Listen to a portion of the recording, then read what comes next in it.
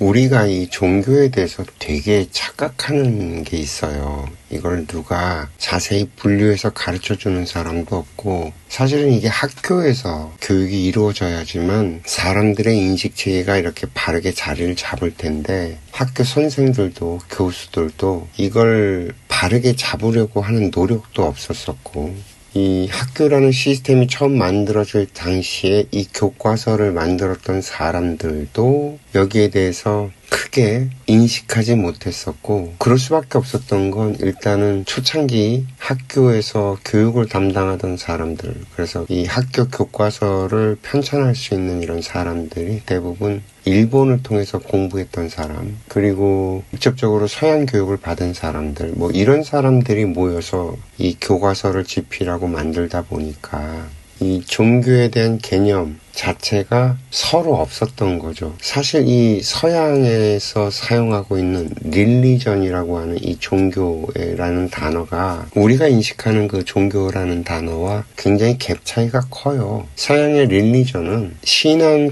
단체의 개념이 더 커요. 그래서 신앙단체가 조직을 갖추고 어떤 체계를 잡아서 어떤 기틀을 만들어낸 그 상태를 릴리전이라고 부르거든요. 근데 동양에서는 이런 신앙단체라는 개념 자체가 굉장히 모호했단 말이죠.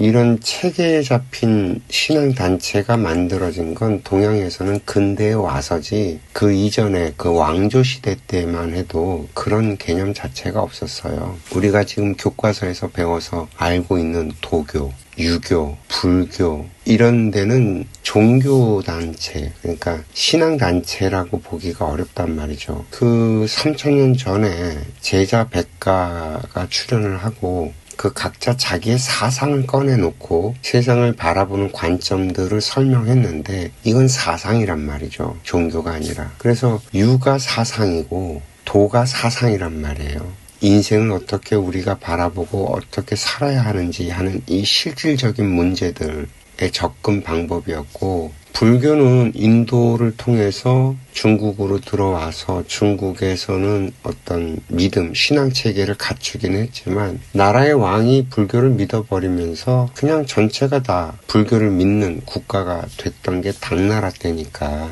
그게 이제 고구려를 통해서 신라를 통해서 우리나라에도 들어왔었죠. 그래서 이제 토속 신앙들과 차별화를 시킨 하나의 좀 통일된 신앙 체계가 만들어지기는 했지만, 이걸 종교라는 어떤 단체로 만들어서 활동하지는 않았기 때문에 서양의 그 릴리전이라고 하는 개념이랑은 사뭇 다른 개념이었고, 공자의 유가는 이게 정치 사상으로 유입돼 들어오면서 송나라 때 국가 통치 이념으로까지 자리를 잡았단 말이죠. 그러면서 뭐 양명학이니 주자학이니 이런 식으로 진화 발전을 해왔고요. 이 동양에서 종교라는 단어를 처음 사용한 건 불교예요. 다른 데서는 종교라는 단어를 사용한 적이 없어요. 이게 그 수당 시대에 불교를 인도에서 이렇게 가지고 오면서 그 인도의 산스크리트어의 시단타라고 하는 단어를 번역하기를 종교로 번역을 했어요. 이 시단타라는 단어의 의미는 궁극의 근본 진리라는 뜻이거든요. 그래서 마루종자를 써서 마루종자에 가르칠 교자를 써서 근본 진리를 가르치는, 가장 큰 것을 가르치는 가르침이다, 뭐 이런 의미로 번역이 돼서 사용됐고, 우리나라에서도 이 종교라는 단어가 사용이 됐을 때 불교 내부에서 그 가르침을 설명하는데 사용되는 용어였을 뿐이지, 이게 어떤 신앙 체계에서 만들어진 게 아니라는 거죠.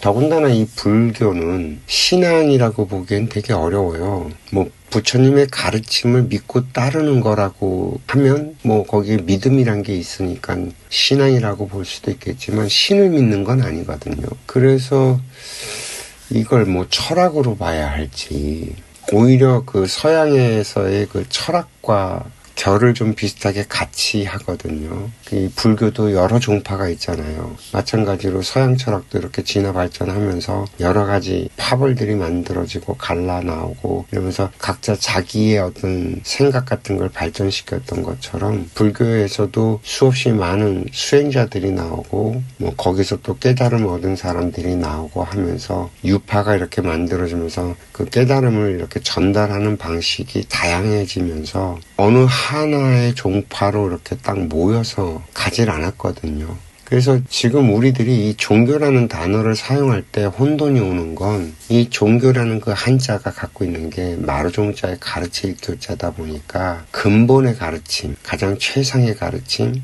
으뜸가는 가르침 뭐 이런 뜻이란 말이죠. 그러다 보니 이게 신앙단체인 릴리전과 혼동돼서 사용을 하다 보니까 교회도 종교고 불교도 종교고 뭐 이런 식으로 유교도 종교고 도가도 종교고 뭐 이런 식으로 혼용해서 사용하니까 자꾸 개념이 이상해진 거예요. 이제 우리들의 관념 속에 들어있는 종교는 어떤 신앙생활이 아니에요. 믿음 체계가 아니라는 거죠. 가르침이에요. 근본의 가르침.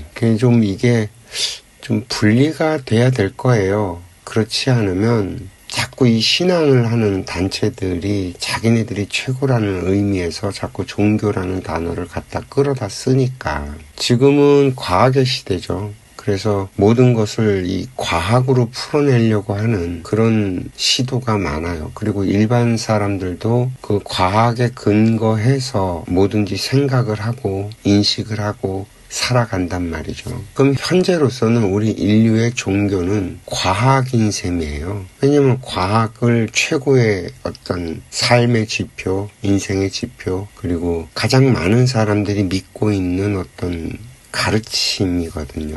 그 현재 쓰고 있는 경제학의 개념, 그리고 과학의 용어들, 그리고 의학의 용어들 전부 다 그 과학 기술을 기반으로 하고 있잖아요.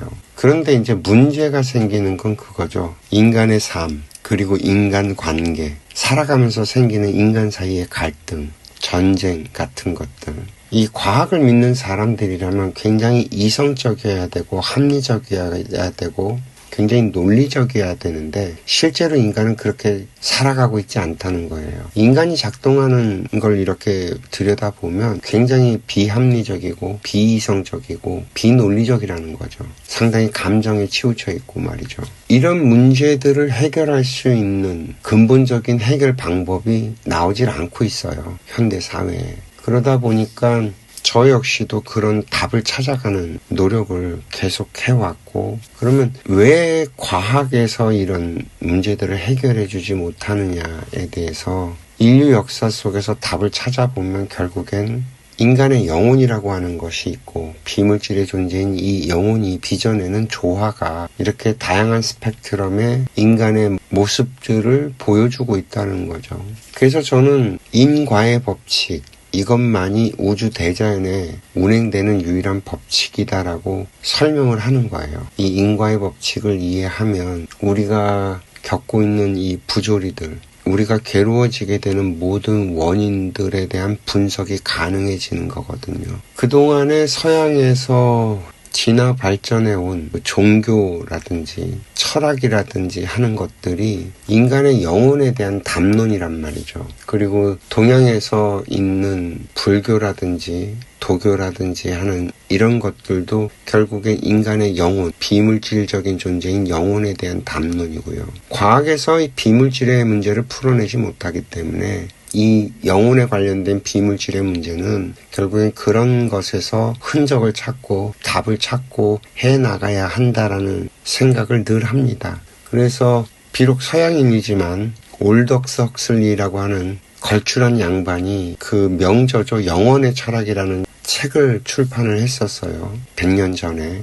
이제 세상에 존재하고 있는 모든 영적인 것들에 관련된 문헌들을 이렇게 수집을 해서 책 한 권에 이렇게 다 내용을 담아놨죠. 여기에서부터 그 비교 종교학이라든지 뭐 이런 개념들이 파생됐고 종교들을 갖다 이렇게 세상에 있는 종교들을 갖다 이렇게 비교해 가면서 연구하는 그런 학문이 만들어진 거거든요. 이 우리나라에서는 이 비교종교학이라는 학문 자체가 그렇게 인기가 있지는 않아요. 근데 제가 생각하는 미래에는 비교종교학이라는 것이 분명히 더 활성화가 돼야 되고, 그래서 인간에게 필요한 진짜 근본의 가르침, 우리 인간의 삶에 일어나는 그 모든 문제들을 이해하고 해결할 수 있는 그런 근본의 가르침을 찾아내야 된다라는 생각을 하죠. 그것이 종교라는 거죠. 그래서 이 세상에는 아직 종교라는 게 나오지 않았다. 그래도 그나마 세상에 나와 있는 여러 가지 가르침 중에서 근본에 가장 가깝게 다가가 있는 건 불교가 가장 근접해 있기는 한데 완벽하지는 않다라는 거고요. 세상에 나와 있는 모든 종교들을 다 끌어모아서 인간이 어떻게 만들어졌고, 그리고 이 인간의 인생이라는 것이 왜 만들어졌고, 그리고 이렇게 긴 역사가 왜 만들어졌고, 그럼 우리는 어떻게 살아야 하고, 그리고 어느 방향으로 가고 있는지에 대한 근본적인 해답을 찾을 때가 됐다라는 거죠. 저희 인생학교에서는 그 답을 찾아가고 있는 과정이라고 보시면 될 거예요. 우주 빅뱅이 왜 일어났으며, 나는 누구이며, 인간은 무엇이고, 인생은 무엇인지, 그리고 미래는 어디로 향해 가고 있는지 하는 것에 대한 끊임없는 이야기를 계속 하고 있는 거고요. 그리고 이 이야기가 누가 들어도 고개를 끄덕이면서 이해가 될 수 있어야 된다라고 저는 생각을 합니다. 일자무식인 사람도 들으면 이해가 될 수 있어야 되고, 지식을 많이 갖춘 사람도 들으면 이해가 될 수 있어야 되고요. 고위직에 있는 사람, 재벌이나 재벌 총수나 이런 고위직에 있는 사람이 들어도 이해가 돼야 되고, 정말 거지처럼 밑바닥에서 사회에서 방치된 채 살아가는 사람도 들으면 이해가 될 수 있어야만 비로소 그것이 종교라는 이름에 부합되는 근본의 가르침이 아닐까라고 생각을 합니다. 이 종교에 대한 인식이 바뀌어야지만 우리가 길을 찾을 수 있고 또 연구도 할 수 있고, 그래서 올바른 답을 찾아갈 수 있지 않을까 하는 생각이 들어서 얘기를 좀 해봤습니다. 오늘 얘기는 어떻게 재미있으셨는지 모르겠네요. 오늘도 시청해 주셔서 감사하고요. 행복하세요.